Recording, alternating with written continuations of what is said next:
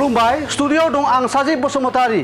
Paytm बायग्राफोरनि थाखाय मोनसे गोजोनथाव खौरां पेटिएमनि लेनदेना बन्द जानाय नङा फैगौ 29 फेब्रुआरियाव रिजार्भ बैंक अफ इन्डियाया पेटिएमनि गासै सुबिदाखौ बन्द खालामनायनि बाथ्रा फोसावदोंमोन नाथाय बेनि उनावबो पेटिएमनि गायसनगिरि बिजय शेखर शर्माया मोनसे गेदेर खौरां फोसावो रिजार्भ बैंक अफ इन्डियाया नायबिजिरखांनायनि उनाव बिजय शेखर शर्माया बे खौरांखौ फोसावो लाख लाख हादरनि पेटिएम बायग्रा सुबुंफोरनि थाखाय मोनसे गेदेर खौरां फोसावदों पेटिएमनि गायसनगिरि बिजय शेखर शर्माया 29 फेब्रुआरिनि उनावबो पेटिएमनि लेनदेनजों लोगोसे पेटिएमनि गासै सुबिदाफोराबो सोलिबाय थागोन थांनाय समखालि रिजार्भ बैंक अफ इन्डियाया पेटिएमनि गासै सुबिदाखौ बन्द खालामनायनि बाथ्रा फोसावदोंमोन नाथाय पेटिएमनि गासै सुबिदाफोरा जेबो बन्द जानाय नङा होननानै फोसावनायखौ सुलुंनिफ्राय मोनथिनो मोननाय जायो।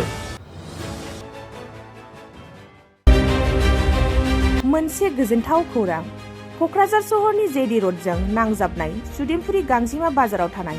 आइ आफा मेडलाइफ बिएम हस्पिटालाव बेराम सोखानो हानायनि गोबां खाबु दं।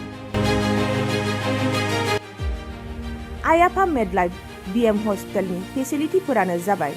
Medical laboratory pharmacy paediatrics medicine gynaecology dental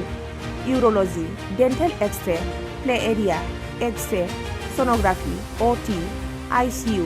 एनआइसिइउ एबा पिआइसिइउ आरो आइ आफा मेडलाइफ बिएम हस्पिटाला 24 घन्टा जेब्लाबो खुलायै थागोन। लांलाय लाबोलायनि एम्बुलेन्सआबो मोजाङै सार्भिस थागोन। ओनसोलनि सुबुंफोरा बेराम आजारफोरजों भुगिनानै थाना दंब्ला थाबैनो नोंथांनि देहाखौ फाहामथाय लानो क'क्राझार सहरनि सुदेमपुरि गांजिमा बाजाराव थानाय आइ आफा मेडलाइफ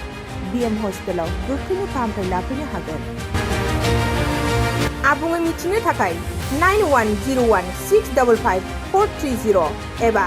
8822688026 जानबुं नम्बराव खौरां लाहरनो हागोन।